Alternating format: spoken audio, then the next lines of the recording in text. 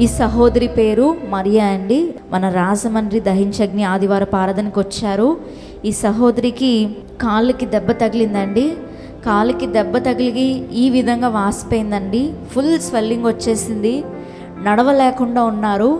అయితే శనివారము కల్వారీ టీవీలో దహించగ్ని లైవ్ ప్రోగ్రాం వస్తుంది.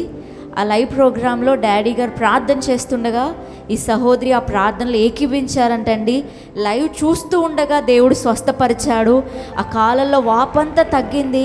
నేను చక్కగా నడవగలుగుతున్నానని సాక్ష్యం చెప్తున్నారు. గట్టిగా చప్పట్లు కొడుతూ యేసయ్య నామానికి మహిమ కలుగునుగాక. ఆమేన్. మీ పేరేంటి? మరియమ్మ. నా పేరు మరియమ్మ. ఎందుకు ఈ కాలు ఇలా వాసింది? గొడవ ఆడుకుంటుంటే వెళ్ళి ఎడదెత్తకి వెళ్ళండి డాడీ. అవతలవాడు వచ్చిన ఇద్దరు భార్య భర్తలు గొడవ ఆడుతూ ఉంటే ఈవిడ వెళ్ళి వాళ్ళిద్దరిని విడగొట్టడానికి సమాధానపరచడానికి మధ్యలో వెళితే ఆ దెబ్బ ఈవిడ మీద పడిపోయింది. దానివలన ఫ్రాక్చర్ లాగా కాలు వాసిపోయింది. డాక్టర్ దగ్గరికి వెళ్ళలేదా? ఏమన్నారు డాక్టర్లు? ఏమన్నారంటే అమ్మాయి ఎక్స్రేలో బాగానే ఉందమ్మా అన్నారు. కానీ కాలు మాత్రం వాసిపోయింది. When two husband and wife, they're quarreling together, she went in between to calm them up and to make them at peace. But she has received an attack and her leg was completely swollen.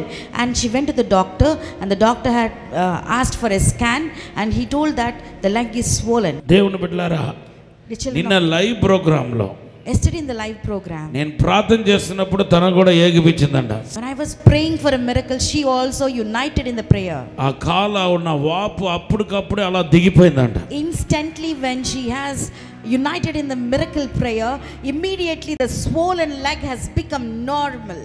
కొట్టండి గట్టిగా చెప్పట్లు తినపరిచ normal అయిపోయింది. It became normal. ఇంకొక సాక్ష్యం ఏంటంటే తన భర్త lorry driver గా ఉండేవాడు. One more testimony is that her husband used to be a lorry driver. మన చర్చికి వచ్చిన తర్వాత ఒకసారి ప్రవచించాను. When he came to our church once, I prophesied over ఇప్పుడు him. నువ్వు డ్రైవర్ గా ఉన్నావు, నీకు లారీ ఓనర్ గా నిన్ను దేవుడు చేస్తాడు. Now you are like a driver, but God will make you an owner. ఒకసారి లేచి నిలబడండి. Please stand up where you are. నేను చెప్పిన కొద్ది దినాల్లోనికే ఆయన లారీ కొనుక్కున్నాడు, డ్రైవర్ ఓనర్ అయిపోయాడు. After a few days I prophesied over him. He bought a lorry and from driver he became owner. అంతేకాదు, ముందు లోకంలో ఉండేవాడు. Not only that, before he used to be in the world. పాపంలో ఉండేవాడు. He used to be in the sin. తర్వాత రక్షించబడ్డాడు. And later he was saved. Baptism And he తీసుకున్నాడు. took baptism. ఎంత లాభం వచ్చినా ఆదివారం మాత్రం ఆరాధనకి వచ్చేస్తాడు. How much benefiting is Sunday may be, he always attends the church on Sunday. కొట్టండి గట్టిగా చెప్పట్లేదన్న Clap your hands and పరిచయాలలోయ. glorify God. మొన్న ఆయన చూసి నేను చెప్పిన ప్రవచనం ఏంటంటే ఇంకొక 2 లారీ కొంటా ఉన్నాను. Last time when I saw him, I prophesied over him that he would buy 2 more lorries. Hallelujah. Hallelujah. మన ఆస్తికర్తలుగా చేసే దేవుడు మనతో ఉన్నాడు, మనలో ఉన్నాడు. దేవునికి మహిమ కలుగునుగా.